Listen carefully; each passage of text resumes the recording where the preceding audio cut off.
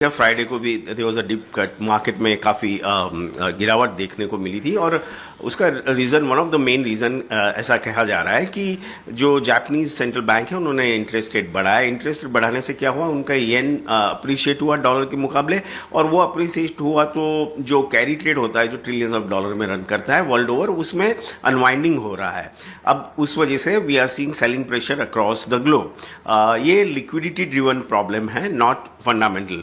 To some extent ये मानता हूं मैं कि मिडिल ईस्ट में भी थोड़ा सा जियोपॉलिटिकल सिचुएशन पे भी लोगों को एक ओवरहैंग चल रहा है, लेकिन ज़्यादा करके मुझे मानना है कि पिछले दो तीन ट्रेडिंग सेशन की जो गिरावट देखने को मिली है वो बिकॉज ऑफ लिक्विडिटी इश्यूज़। तो मैं मानता हूं, जहां तक भारत की मार्केट का सवाल है, हमारे यहाँ वैसे भी एफपीआई ने लगातार बिकवाली की है, उनका कोई लंबी चौड़ी पोजीशन नहीं है, उनकी ओवरऑल होल्डिंग भी नीचे आई है।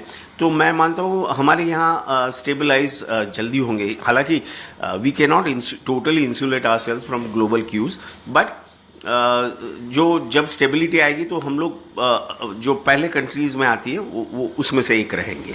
पिछला हफ्ता भी जो है नेगेटिव पॉइंट्स में थे, कहीं ना कहीं जब बजट आया सरकार का उसके बाद मार्केट काफी अच्छा ऊपर गया, लेकिन सडनली जो है डाउन हो गया। तो लोगों के दिमाग में वो सवाल भी कहीं ना कहीं अब पैदा हो रहा है। नहीं, मेरे ख्याल से वो नहीं इश्यू है। इश्यू यहाँ पे ये लिक्विडिटी और ग्लोबल क्यूज है। सर, इन्वेस्टर्स को आज के लिए आप क्या राय देना चाहेंगे और इस हफ्ते के लिए? देखिए, जब कभी भी हमने देखा है कि जब भी डिप्स आए मार्केट में तो they been bought over and very quickly. तो मैं मानता हूं कि ध्यान रखें कि जो अच्छे शेयर्स हैं वो शेयर्स अगर उसमें गिरावट आती है तो उनको अपने पोर्टफोलियो में ऐड करना ना भूलें। भारत की मार्केट में ऐसा सच कोई प्रॉब्लम नहीं है। ये गिरावट जो देखी जा रही है वो अंतर्राष्ट्रीय मार्केट की गिरावट को लेके इसका प्रभाव देखा जा रहा है। देखिए, भारत की जो शेयर मार्केट है इस समय काफ़ी पीक पे चल रही थी, बजट के थोड़ा पहले, और बजट में थोड़ा प्रभाव पड़ा था, उसके बाद फिर से वो दोबारा से रिकवर कर गई थी और बहुत अच्छी पोजीशन पे चल रही थी।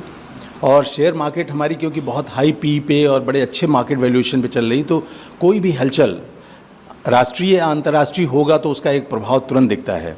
तो सडनली जब अमेरिका की जॉब मार्केट सिचुएशन थोड़ा सा प्रभावित हुई, जो रिपोर्ट आई है, वहाँ की इकॉनमी में जो टाइटनेस की रिपोर्ट आई है, साथ में कुछ जापान में भी रिलेटेड इश्यूज़ हैं, तो वहाँ की मार्केट जैसे ही गिरी है, करेक्शंस के मोड में आई हैं, तो उसका ये कॉन्सिक्वेंशियल इफेक्ट भारत की मार्केट पे देखने को मिल रहा है।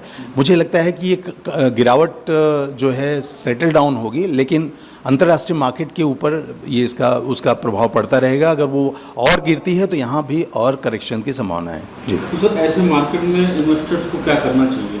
देखिए, ऐसे मार्केट में जो रिटेल इन्वेस्टर्स हैं तो उनको बिल्कुल रुक जाना चाहिए। उनको ना इसे बहुत तेज़ी से निकलने की कोशिश करनी चाहिए, ना खरीदने की कोशिश करनी चाहिए, क्योंकि ये उठापटक की मार्केट है। क्योंकि मार्केट पीक पे चल रही है तो रिटेल्स को तो हम लोग हमेशा कहते हैं कि सिस्टमेटिक इन्वेस्टमेंट प्लान में रहना चाहिए, धीरे धीरे खरीदारी करनी चाहिए, लॉन्ग टर्म करनी चाहिए। लेकिन जो रेगुलर ट्रेडर्स हैं उनको थोड़ा सा संभल के काम करना चाहिए।